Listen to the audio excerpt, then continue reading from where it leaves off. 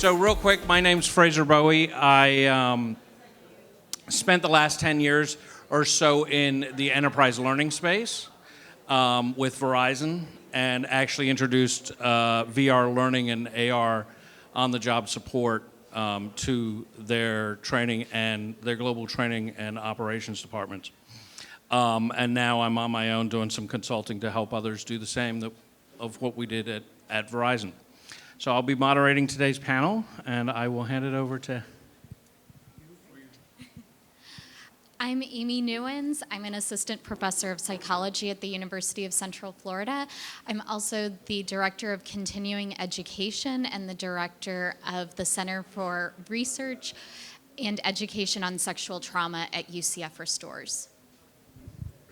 My name is Chance Glasgow. I am a co-founder and chief creative officer of Doghead Simulations. We make the software Rumi.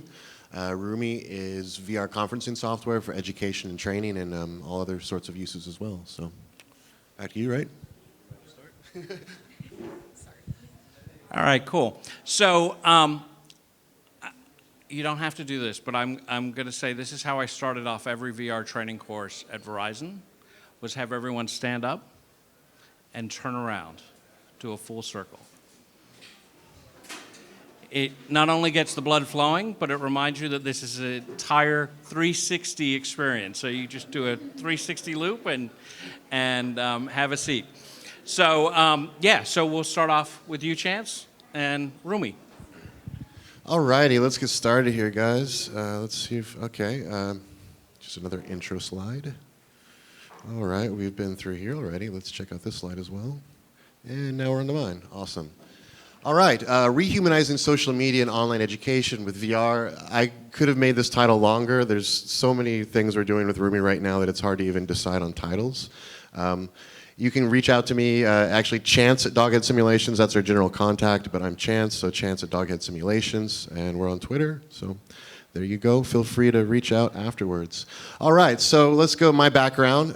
First off, I was born in Oklahoma. I moved to Florida when I was actually technically trafficked to Florida when I was 6, which is kind of interesting because it works into where I'm going.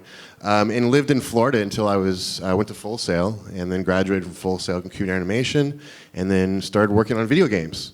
So if any of you guys have played any of these games, I worked on them. I was one of the founders of Call of Duty, did that for 13 years, and I just got really burned out.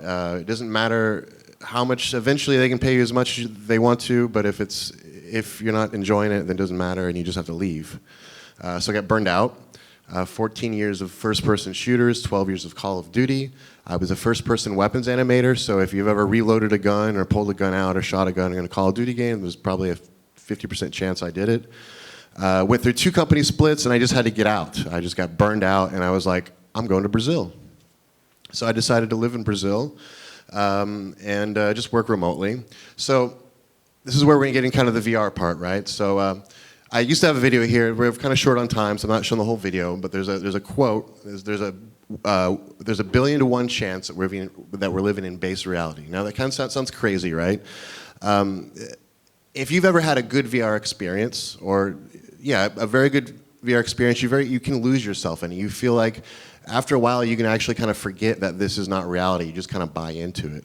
And as the technology progresses and advances more and more, it's going to get closer to the point where we can't distinguish the difference between VR and reality.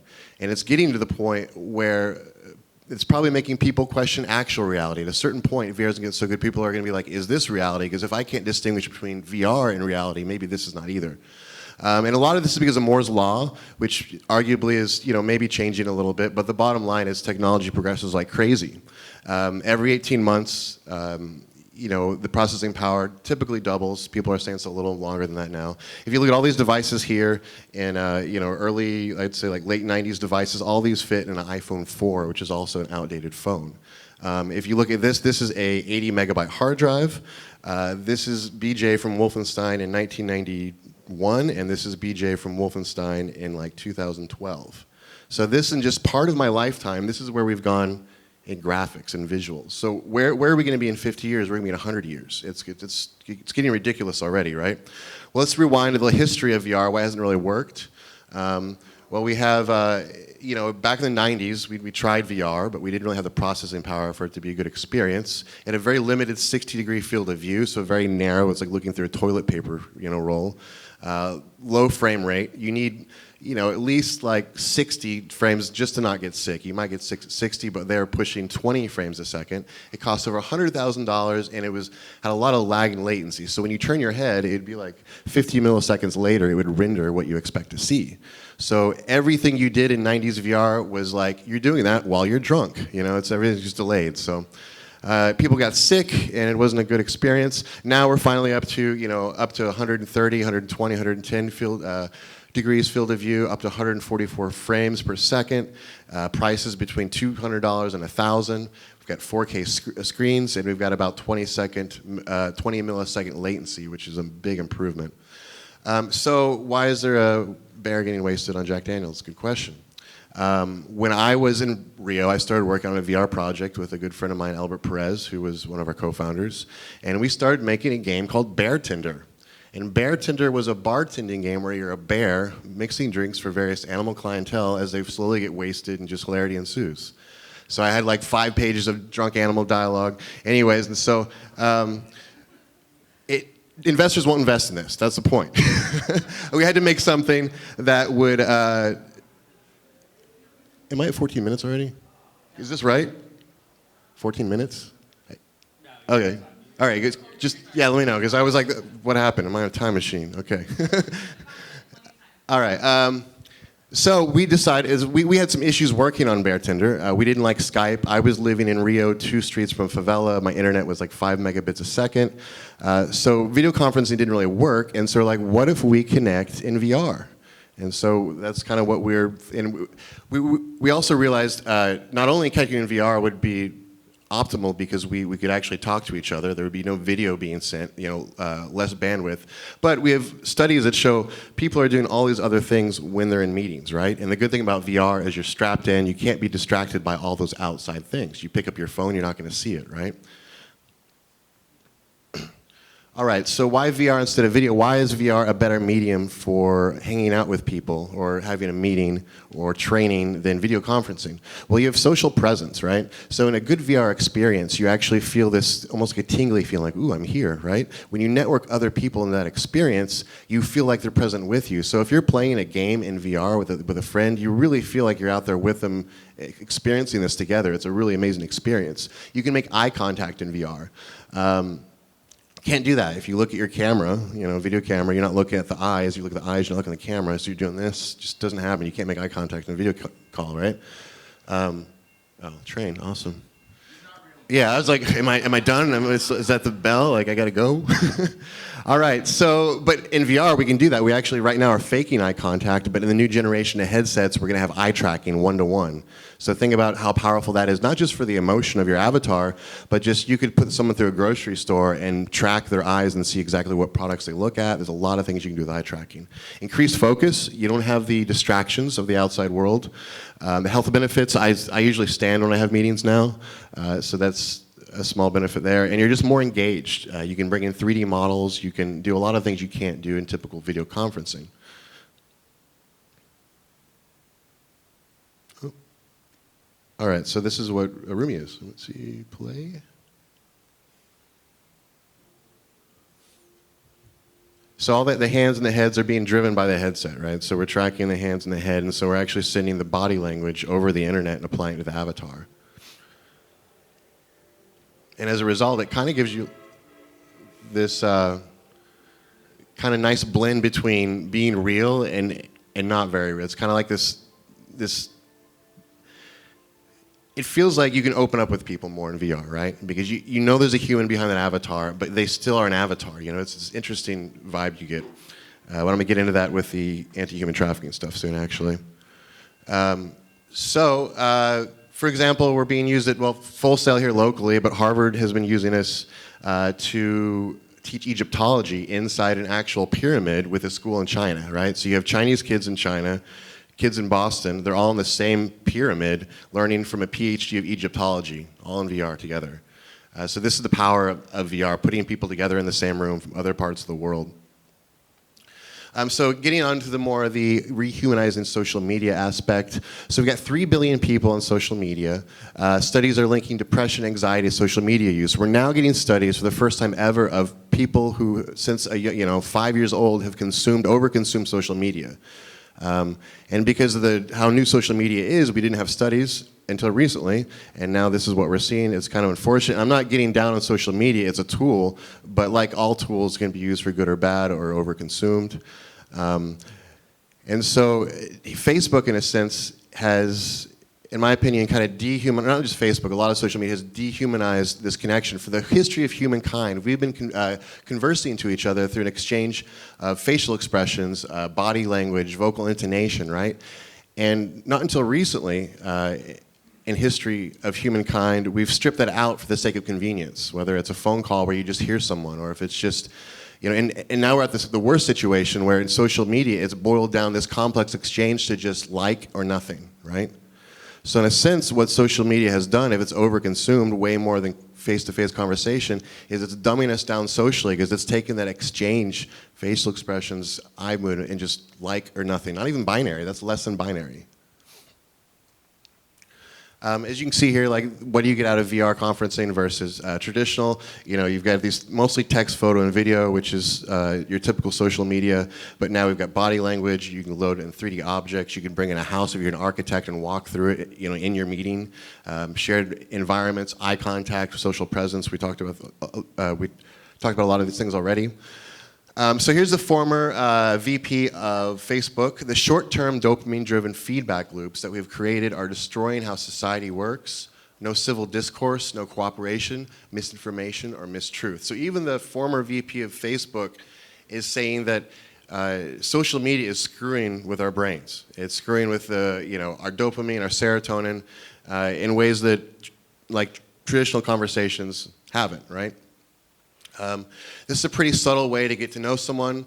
There's not all this light shining on you. So what happened is Facebook did a study where they took 40 introverts and 40 extroverts, and they had them meet each other in VR, and they actually found out that introverts were more extroverted than extroverts while in virtual reality, which is like, I think, small sample size, but I think what we're going to see, if we had a bigger sample size, it's neutralizing the introverts and extroverts to be kind of more of the same. And because of this kind of leads into where we get into the anti-human trafficking stuff. So a year ago here in Orlando, I was a panelist at an event, and I met Dr. Brooke Bello here from More to Life. She's the co-founder, and she has a nonprofit that's based out of South Florida. I think they have 5 offices that basically helps victims of human trafficking with therapy, with housing, with jobs, all kinds of stuff, getting people out of human trafficking. And one of the big issues with human trafficking victims is they become, foster kids, right? And let's say if you're an African American born in South Central and you get adopted when you're 7 or 8 by some parents in, Utah, good luck finding like someone who can relate with you culturally in Salt Lake City. That's tough. And so Dr. Brooke, what she wanted to do is use VR to bridge those cultural gaps, where you have foster kids in Utah that can't find a therapist that can relate with them culturally. Well, if we put them in VR with someone that can, we've solved that problem. But my bigger thing that I think was even a bigger issue is going back to this, right? Finding this. People are more open. So it's like, what if the victims are actually more open with their therapists if we put them in VR? So about a month ago, I went down to Miami with another Full Sail grad who was going to direct. We're going to make a little documentary of this whole study process. We wanted to go down there, and we worked with Dr. Brooke Bello and actually put victims in VR and found out if they opened up. And what happened, every single one of them came out. They said, I felt more open, I felt more free, I felt like I could talk more about my problems. And we're like, why? She's like, well, because I'm looking at this, I'm talking to someone, they look like a video game character, but they're a real person because I hear their voice and I see them move. And so we've kind of found like this sweet spot where they feel like they're talking to a real human, but they don't feel like someone's peering into their soul. You can't see their facial expressions. You can't judge what they're wearing. You can't look at their race. All these different things are hidden. And so it's almost like hiding some of the things that people want, don't want to be judged by. And I think and we're still learning about this. This is a very new thing. We've got a trailer that should be done for the documentary in probably a few weeks. We're asked to go to Google and present it at a Google event. So hoping this is really going to take off. But yeah, if you guys have any questions after the event, come and talk to me, especially if you're working in this field of fighting human trafficking. I'd love to get this out there to as many people as possible. So yeah, thank you guys.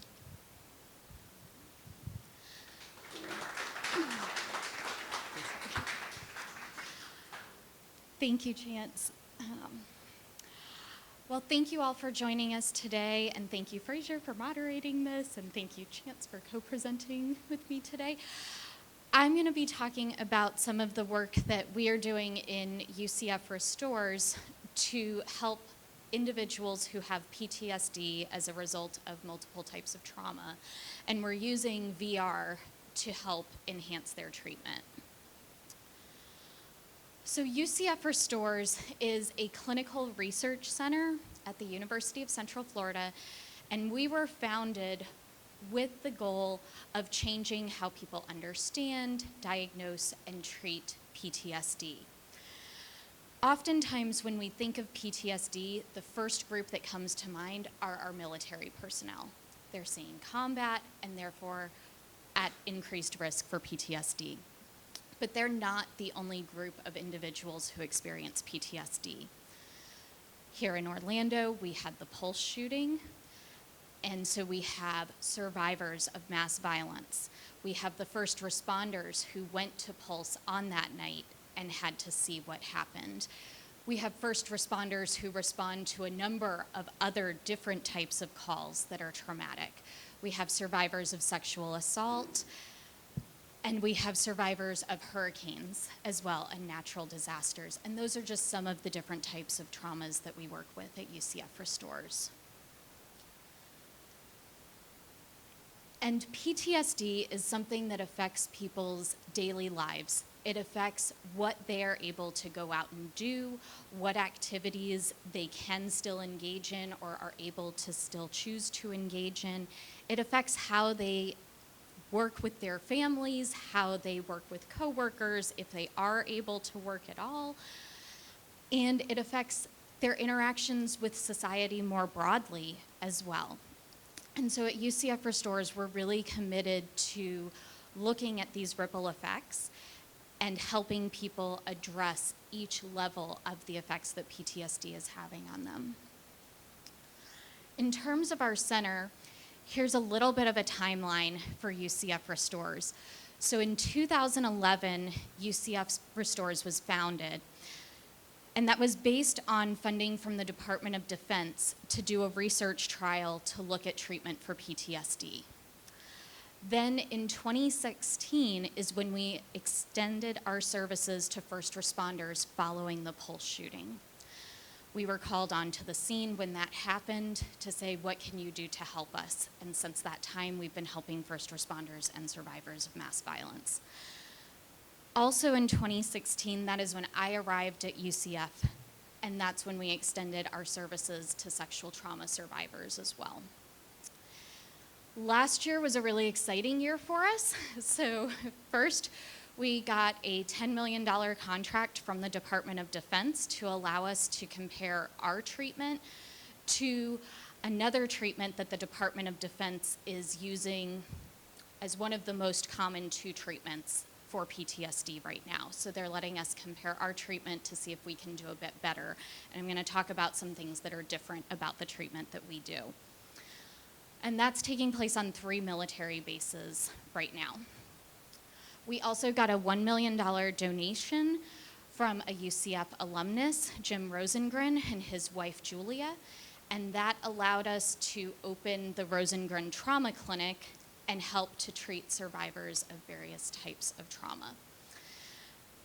Also last year, we received a $3 million contract from the Department of Defense, and this is specifically geared towards VR and helping us to build our own proprietary VR to help survivors of trauma. I want to talk a little bit about what is PTSD and what is our treatment, and then I'll show you a bit about our VR. So PTSD involves 4 clusters of symptoms. The first are the intrusion symptoms. This is when the memory of the trauma comes back to people when they don't want it to. So maybe they're trying to work and it keeps popping up in their head what happened to them. Or they have nightmares at night. That's another example there.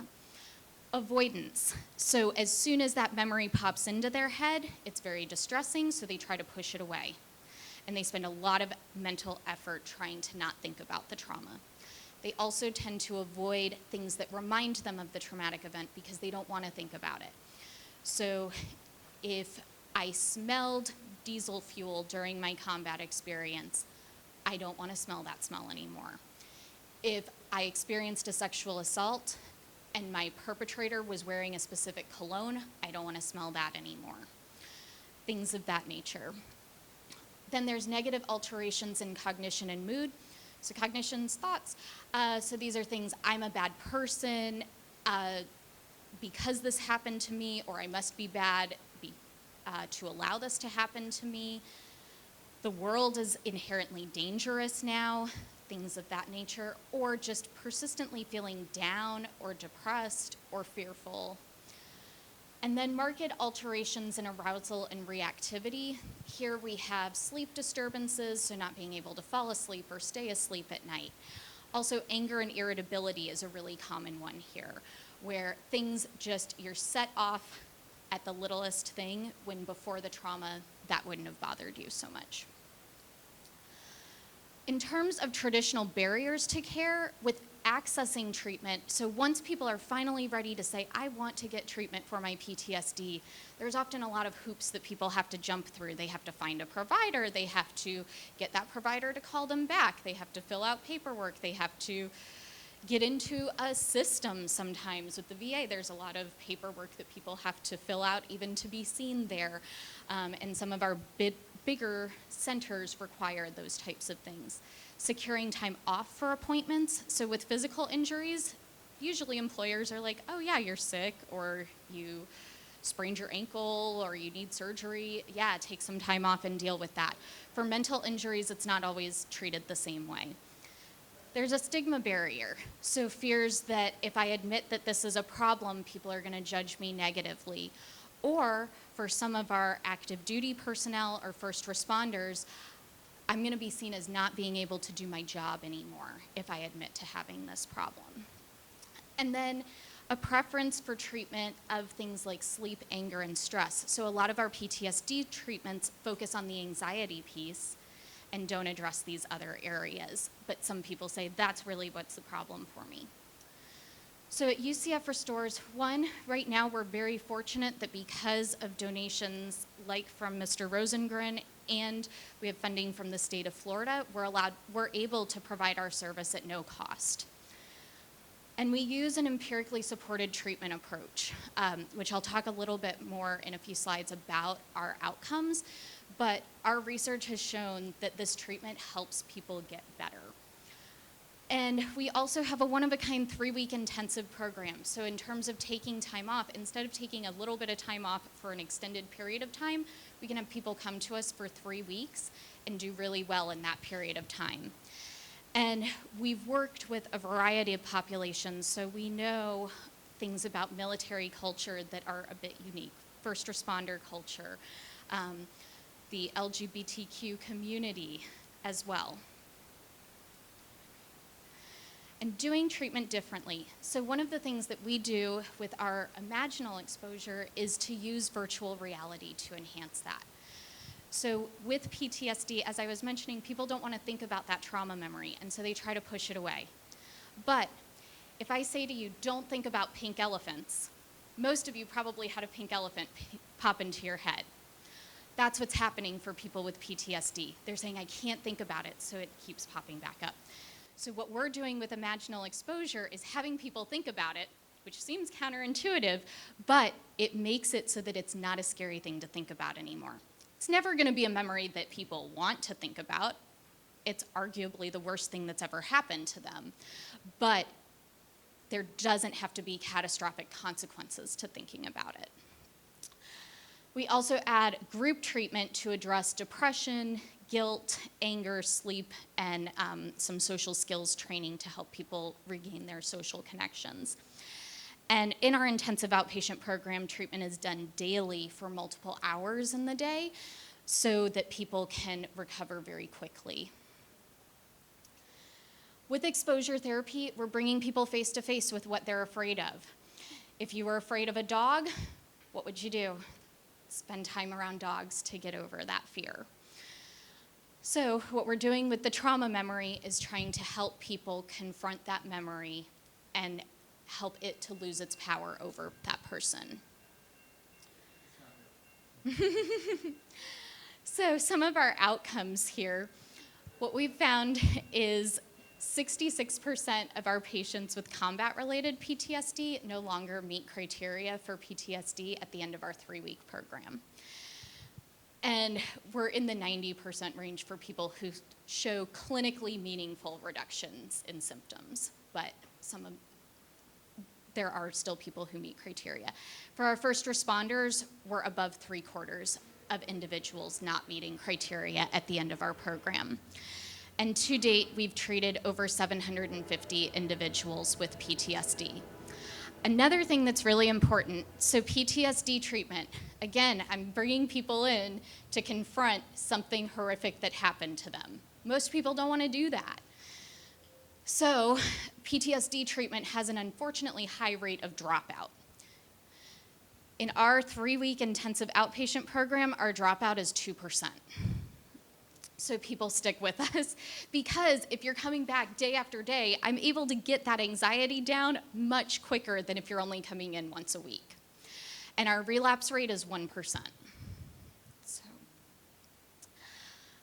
with our exposure therapy, we're using visuals, sounds, scents, and we even have a component where the chair that people are sitting in for the VR is on a rumble pad. So if you're in a Humvee, we can rumble it a bit so that it's like you're on a bumpy road. If an IED explosion goes off, we can rumble it even more to simulate that experience a bit. This helps people really make that memory intensive and vivid so that if they can experience it at this level in our office, they can definitely think about it on their own outside. And here is an example of our current VR equipment.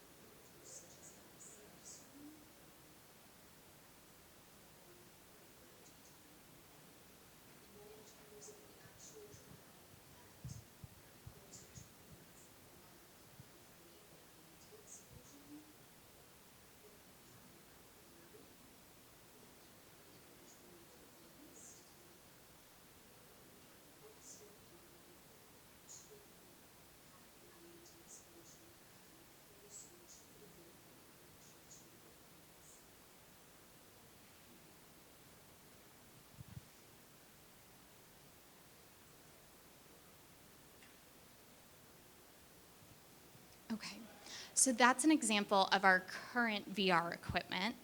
And is there a question? Since we couldn't hear the soundtrack, could you just give us a sense of what was What- being conveyed there? Yes, so in the video here, what we were demonstrating are some of the different variations that we can do with our current VR system. So we're able to, this is a Humvee here. We can move people around in their position in the Humvee. We can alter sounds, which we didn't do in this example here, but we can do that, like have gunfire or helicopters overhead, things of that nature. We're also able to change certain environmental factors, like whether it was daytime, nighttime, if they were wearing night vision goggles, if there was a sandstorm or a rainstorm, we can do that. And then we can also have explosions that happen closer to or further away from the individual. We kept the goggles here to film this in one position, but it is motion activated, so if people look around while they're in the Humvee, they'll see the person sitting next to them, and as they turn their head, the view changes.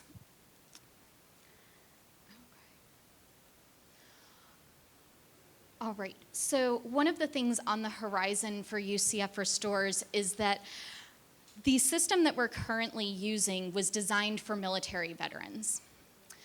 So we can do a fair number of scenes that are appropriate for our military who served in Iraq and Afghanistan. What we can't do, if you were a combat medic, I don't have a lot in this system that I can do to recreate your scene. If you're a first responder here in the US, I can't recreate your scene in this right now. So we're developing our own VR system that will allow more customization and will have a broader range of scenes. We're focusing on the areas of first responders and sexual assault. This here shows a hotel room that would be used for one of our sexual assault scenes.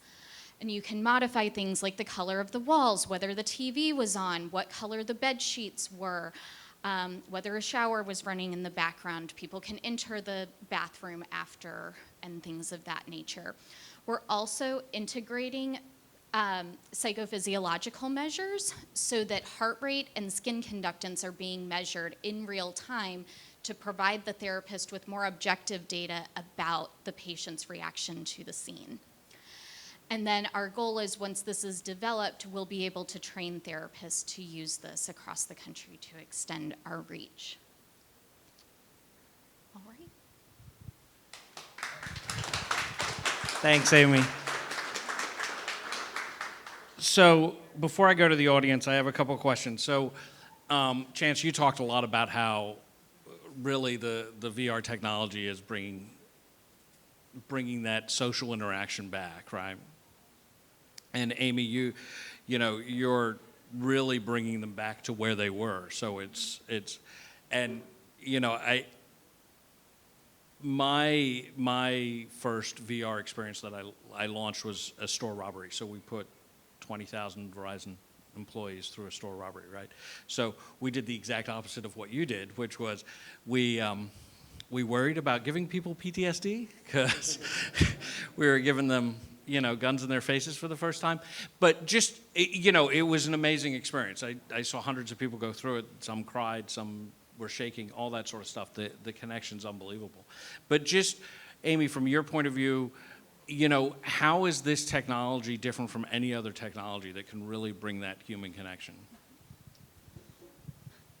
So with this technology, we're really, when people are looking just at a computer screen at something that's happening versus having it all around them and being able to have people back in that environment with them and saying things, that enhances that memory. And one key point that I want to make about VR for PTSD treatment is that our goal is not to get people used to an IED explosion or a sexual assault or whatever, a mass shooting, whatever their traumatic event was. Our goal is to help people deal with the memory so that the memory doesn't have the same power over them anymore.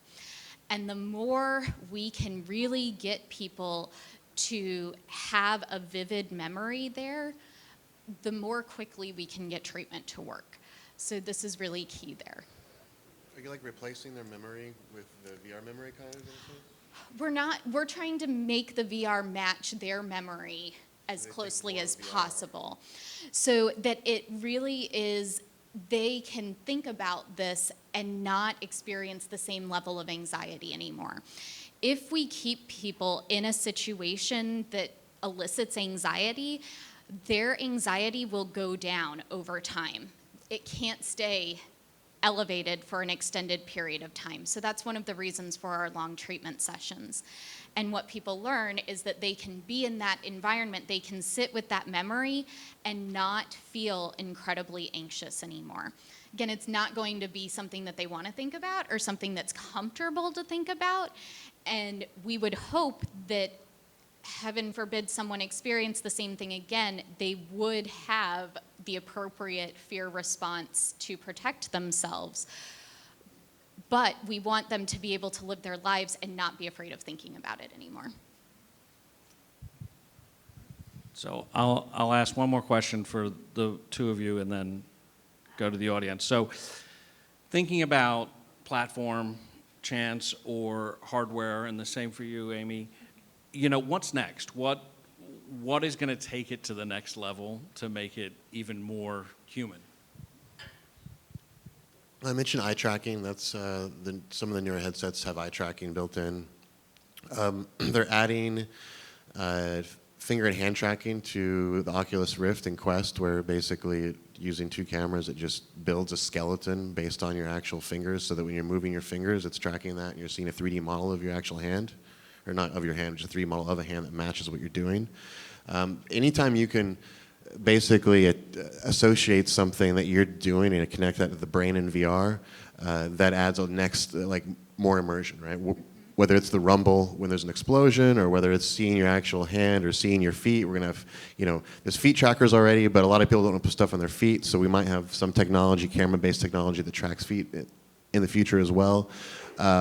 Frame rate, now the new Valve Index is up to 144 hertz. That's huge. I mean, our brain is, I don't know, I'd say it's not exact science, but I'm guessing we need about 200-ish frames per second to not perceive anything faster, to kind of match reality.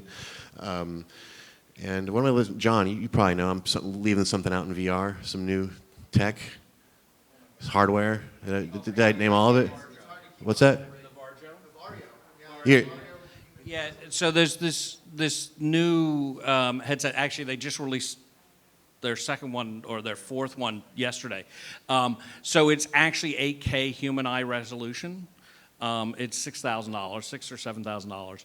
They're out of Finland. It is, of all the headsets I've worn, I put that thing on and they do this, Volvo did this thing with them. I mean, I was taken to a place I couldn't believe. And they had it at the last VR Air Association meeting. Yeah. And so, I mean, the hardware is getting to the point of, it's the resolution we see here. I was actually on moderating a panel yesterday, and one of the guys on there was from AdLens. He's CEO of AdLens. They're actually working on autofocus lenses, because that's the other thing that brings you eye strain. So they're working on that, so that I have progressives and things like that I can now, with the eye tracking and all that, if I can see the depth, that all of a sudden it refocuses and reduces that. So that's kind of cool stuff too. Something for us in terms of hardware is Sense. So Scent is really powerful for bringing back memories, positive and negative. There might be certain scents, like baked goods or something like that takes you back to a childhood memory. And they're also very powerful in bringing back trauma memories as well. And so with those right now, the current machine that we have, the scent is blown out into the room, closest to the patient, but still, when we open the door after a session where we've used it, all of that goes out into our hallway. And they're not often pleasant scents that we're releasing there. So that will be one thing in terms of hardware that I think will be really powerful moving forward, is finding a way to more personalize that and making it so that not everybody has to smell what the patient's smelling. All right, so any questions? Yes.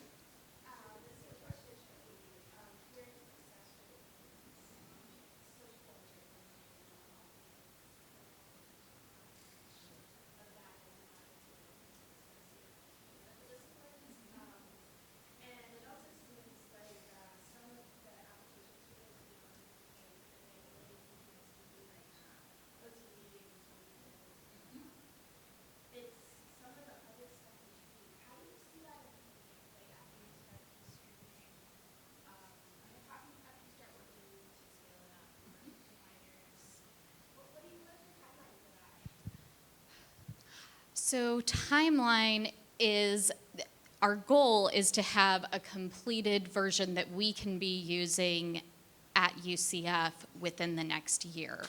And then we'll be training clinicians in the Orlando area on it after that, and we'll extend from there. In terms of OCD-specific phobias, things of that nature, absolutely. So there's already some flight VR systems that are out there to help people who are afraid of flying, because that's one where it's expensive to buy a plane ticket, and it's also really hard to take your therapist with you on a flight to do exposure, and so to do that in VR. And also it can be helpful with VR, we can create the most feared situations. So if you're afraid that there's gonna be a lightning storm during your flight, we can create that in VR where you might fly a bunch of times before you actually experience your feared situation. So we can actually condense the learning there. And so I think as we develop a more flexible system that allows more customization, then we will be able to extend into other disorders as well more easily, as opposed to just having these specific scenarios programmed. I'm curious with what you're doing with PTSD, the kind of fundamental approach of what you're doing. Is it more like desensitization, or is it like a disassociation? You're no longer, kind of following on what Chance was saying earlier, that you're no longer seeing yourself in that scenario and you're seeing it as kind of a cartoon character instead of your actual self. So it's more of a desensitization paradigm. So the goal is that you're still recognizing this as something that happened to you, and you're still seeing in your mind this happening to you. So that's why we take a first-person approach with the VR. So they're not seeing something, it's not like a movie where something's happening to someone else. It's really, this is happening to you in that view. And so the goal is that when that memory is playing for you, you're desensitized to it in the future. Yeah, great question there. So, Chase mentioned how study that shows that people who identify multiple actually feel more social. And so I'm curious as well, what do you see the role of VR playing in helping people undergo therapy and they're struggling through various different disabilities, whether it's allowing someone who is a wheelchair bound to be able to interact in a more accessible space, or I know a lot of people in the autism community are very comfortable with this is a space where they can be and not have to work at eye contact per se. What do you see as the role of disability in therapies, but also just in general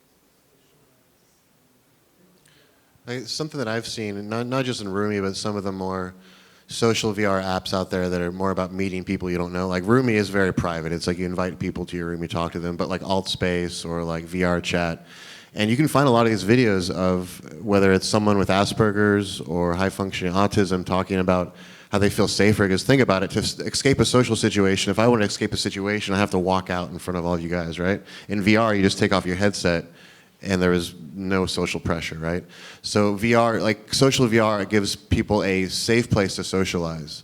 Especially if anyone just has, if their social skills aren't quite there, VR is kind of a good intermediate to exercise your social skills.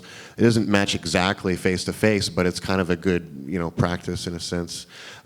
Accessibility, obviously, if you're in VR, you can fly, whether or not you can fly in real life, right? People that are bound, that might be paralyzed waist down, are going to be slaying dragons with friends that aren't going to even know that they're paralyzed, online. Like imagine a MMO, a massive multiplayer World of Warcraft in VR. We're going to see reality shows shot in virtual reality in virtual worlds, almost like you're watching like a Game of Thrones reality show, except there's going to be so many things. Like I can go on for days about it. But there's just a few examples.